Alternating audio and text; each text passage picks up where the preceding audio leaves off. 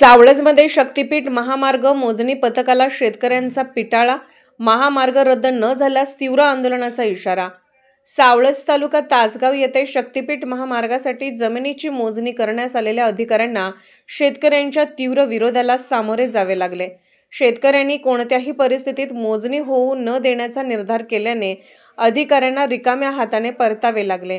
गेल्या 1.5 वर्षापासून शक्तीपीठ महामार्गाच्या विरोधात शेतकरी संघर्ष करत आहेत।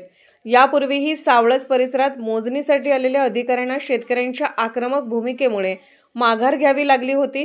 शेतकऱ्यांनी 1 इंचही जमीन महामार्गासाठी देणार नाही असा ठाम पवित्रा घेतला आहे। दरम्यान सोमवारी डोंगरसोनी येथेही शेतकऱ्यांनी मोजणी पथकाचा विरोध केला होता।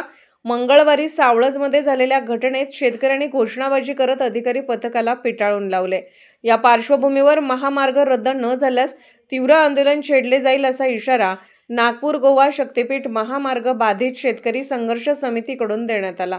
यावेळी संघर्ष समितीचे राज्याध्यक्ष दिगंबर कांबळे, राज्य संपर्क प्रमुख शरद पवार, राज्य प्रवक्ते दत्तात्रय पाटील तसेच रमेश कांबळे, सुनील कांबळे, संतोष पाटील, प्रदीप इसापुरे, सर्जेराव बुधवले, बाळासाहेब गोसावी, महादेव देसाई, बबन मंडले, लक्ष्मण कांबळे आदी मान्यवर उपस्थित होते।